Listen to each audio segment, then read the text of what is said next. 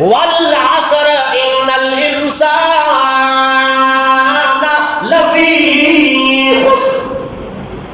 اللہ کو عصر کا وقت اتنا پسند تھا، یہ وقت نماز کا وقت اتنا پسند تھا کہ سورت کا نام ہی اللہ نے عصر کی سورت رکھ دی. قرآن میں سورہ عصر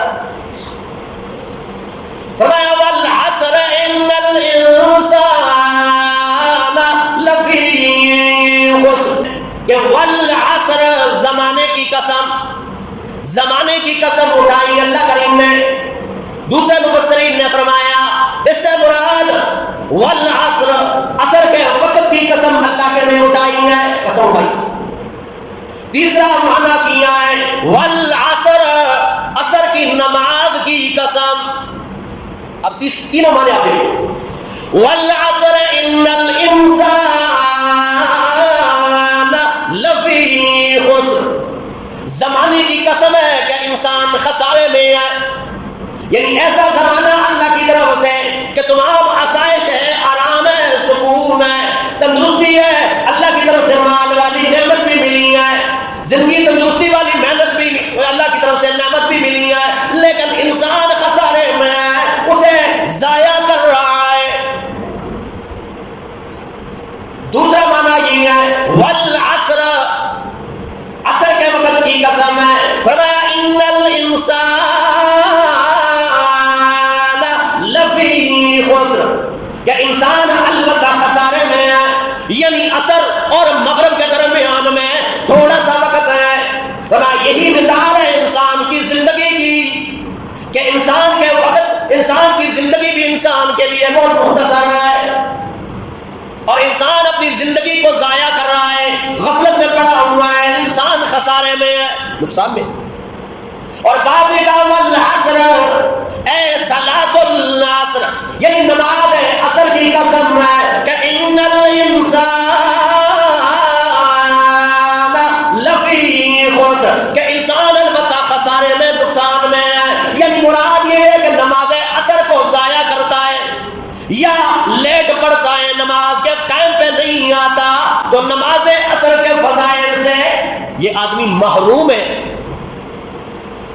جو ثواب اور اجر اللہ کی طرف سے لکھا جاتا ہے اس سے محروم ہے. آگے انشاءاللہ آئے گا کہ نماز عصر کے کیا کیا فضائل ہیں. اب یہ آدمی سستی اور کائلی کی وجہ سے نماز پڑھنے کے لیے آتا ہے، یا تو نماز پڑھتا نہیں ہے اور اللہ کی رحمت والے اس اوقات سے محروم ہو جاتا ہے.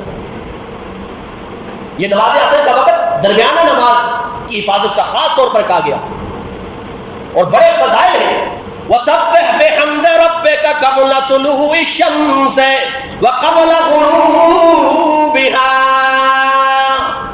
فرمایا وَسَبِّحْ بِحَمْدِ رَبِّكَ، اور اپنے رب کی حمد بیان فرمائی ہے قبل طلوع الشمس، سورج کے طلوع ہونے سے پہلے، یعنی فجر کا وقت. قبل الغروب، اور غروب سے پہلے یعنی نماز عصر. یہ بھی اشارہ ہے. اور حدیث شریف میں آتا ہے بڑے فضائل ہیں کہ اللہ کریم نے فرشتوں کی ڈیوٹیاں لگائی ہوئی ہیں. فرشتے جاتے ہیں زمین پہ، اللہ نے ان کی ڈیوٹیاں لگائی ہیں، مختلف ڈیوٹیاں، تاکہ نیک اعمال کرنے والوں کے نیک اعمال لے کر اللہ کے دربار میں جائیں. تو دو وقت ہیں، ڈیوٹیاں چینج ہوتی، تبدیل ہوتی. ایک صبح کا وقت ہوتا ہے، نماز فجر کے بعد فرشتے واپس چلے جاتے ہیں، اور ایک عصر کا وقت ہوتا ہے، نماز عصر کے بعد فرشتے آسمانوں کی طرف بلند ہو جاتے ہیں. اب اللہ کریم ان فرشتوں سے سوال کرتے ہیں، حالانکہ اللہ کو احوال کا پتہ ہے، دلوں کے بھید جاننے والا رب، اور فرماتی ہے فرشتوں سے وہ پوچھتے ہیں اے میرے فرشتوں زمین میں ہو کے آئے ہو، فیما ترکتم عبادی، میرے بندوں کو کس حال میں تو نے چھوڑا ہے؟ کیا کر رہے تھے میرے بندے؟ کتنی بڑی سعادت ہے مومن مسلمان کے لیے کہ اللہ پیار سے کہہ رہے ہیں میرے بندے. اور فرشتوں یہ بتلاؤ نا میرے بندوں کو کس حال میں تو نے چھوڑا ہے؟ سارے ہاتھ باندھ کر کہتے ہیں ترکنا وہم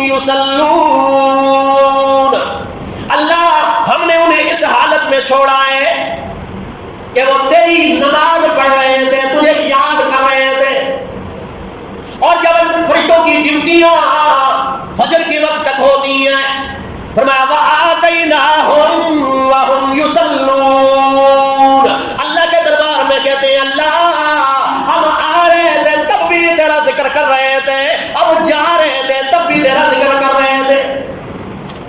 گویا فجر اور عصر کا وقت بڑا اہم ہے، بڑا اہم یہ وقت ہے۔ جس طرح فرمایا سورہ توبہ کے اندر وَصَلِّ عَلَيْهِمْ إِنَّ صَلَاتَكَ سَكَنٌ لَهُمْ وَاللَّهُ سَمِيعٌ عَلِيمٌ۔ ان کے لیے میرے پیغمبر دعائے رحمت کیجیے، ان کے لیے دعائے رحمت کیجیے، بلا شبہ آپ کی دعائے رحمت ان کے لیے باعث سکینت ہے، اطمینان ہے، سکون ہے، اور اللہ سننے والا اور جاننے والا ہے۔ آج ہر مسلمان یہ چاہتا ہے کہ اس پہ اللہ کی رحمت ہو جائے، مہربانی ہو جائے، خود بھی اپنے لیے دعا کرنے والا ہوتا ہے۔ ہر بندہ رحمت کی دعا کرتا ہے، مہربانی کی دعا کرتا ہے، اللہ اس پر رحمت برسا، مہربانی فرما اللہ، ہر بندہ دعا کرتا ہے۔ اور یہ دعا بھی کرتا ہے کہ کوئی نیک بندہ میرے لیے دعا کرنے والا ہو، تاکہ کیا معلوم میں بھی دعا کروں اور وہ نیک بندہ بھی میرے لیے دعا کرے، اللہ کے ہاں میں مقرب ہو جاؤں، اللہ کی رحمت کا مستحق ہو جاؤں۔ اور پھر شافی محشر محمد مصطفیٰ احمد مجتبیٰ ساقی کوثر، جب اس کو کہا جا رہا ہے کہ آپ دعا کریں اس کے لیے، تو کتنی مجرب دعا ہوگی رسول اللہ صلی اللہ علیہ وسلم کی۔ ہر مومن مسلمان طلبگار ہے، تو رسول اللہ صلی اللہ علیہ وسلم نے دعا فرمائی مسلمانوں، یہ مسلمان لوگوں کے لیے دعا ہے، اللہ وہ صفات ہمارے اندر پیدا فرمائی جو رسول اللہ صلی اللہ علیہ وسلم نے جن کے لیے دعا فرمائی۔ تو رسول اللہ صلی اللہ علیہ وسلم نے فرمایا رحم اللہ، اللہ اس شخص پہ رحم فرمائے، اللہ اپنی رحمت ان لوگوں پہ برسا صلی قبل العصر اربعان، جو عصر سے پہلے 4 رکعت نماز پڑھنے والے ہیں، 4 رکعت نماز ہے عصر پڑھنے والے ہیں۔ گویا عصر کی نماز جو پڑھتا ہے تو رسول اللہ صلی اللہ علیہ وسلم نے اس کے لیے رحمت کی دعا فرمائی، تو کتنی اہم ہو یہ عصر کا وقت، اللہ کے ہاں کتنا اہم ہے کہ جس کا ذکر قرآن مجید میں بھی ہے۔ اور رسول اللہ صلی اللہ تعالی علیہ وسلم نے فرمایا کہ جمعے کے دن ایک گھڑی قبولیت کی ایسے ہے کہ جو بھی آدمی اس میں اللہ سے دعا کرنے والا ہو، اللہ اس کی دعا کو کبھی رد نہیں فرماتے ہیں۔ ایک گھڑی ایسی، اب حدیث میں آتا ہے سنن ابی داؤد، مستدرک ابن حاکم اور سنن نسائی، ساری حدیث میں یہ حدیث موجود ہے۔ فرمایا نبی مہربان صلی اللہ تعالی علیہ وسلم نے فرمایا التمسوها بعد العصر قبل ان تغرب الشمس، اس گھڑی کو عصر کے بعد سورج کے غروب ہونے سے پہلے تلاش کرو، یعنی نماز مغرب سے پہلے عصر کی نماز کے اوقات میں سے تلاش کرو، یہ قبولیت کی گھڑی ہے۔ تو گویا کتنے فضائل ہیں عصر کی نماز کی، اس وجہ سے کہ ہم نے عرض کیا ہے کہ یہ وقت بڑے مصروفیات کا وقت ہوتا ہے، مشغولیات کا وقت ہوتا ہے، کھیل کود کا لاؤ لعب کا وقت ہوتا ہے، اس لیے خاص طور پر فرمایا گیا درمیانی نماز کی حفاظت کرو۔ اور ترمذی شریف کی روایت ہے نبی مہربان صلی اللہ علیہ وسلم نے فرمایا من فاتتہ صلاۃ العصر، جس نے عصر کی نماز کو ضائع کر دیا، گویا فکأنما وہ تیرا اہلہ ومالہ، گویا اس نے اپنے اہل و عیال کو ضائع کر دیا، ہلاک کر دیا، یعنی دین کا اتنا بڑا نقصان ہو گیا کہ جتنا دنیا کے اعتبار سے دیکھا جائے کہ اہل و عیال سارے تباہ و برباد ہو جائے، مال سارا ضائع ہو جائے، ڈیر پہ اکیلا کھڑا ہو جائے، اتنا نقصان دین کا ہو گیا جس کا ہمیں ہوش ہی نہیں کہ دین کا نقصان ہو جائے تو ہمیں کہاں یہ پتہ چلتا ہے۔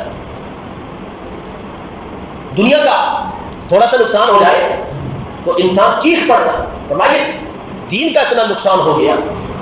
جن اولاد کے لیے مال خرچ کرتا رہا، مال کماتا رہا، محنت کرتا رہا، مشقت برداشت کرتا رہا، دن رات ایک دیا مال حاصل ہو جائے، اولاد کو سکھ حاصل ہو جائے، مجھے اپنے آپ کو سکون اور اطمینان مل جائے، معاشرے میں خاندان میں اگر امن بن جائے، اس کے لیے مال حاصل کرتا.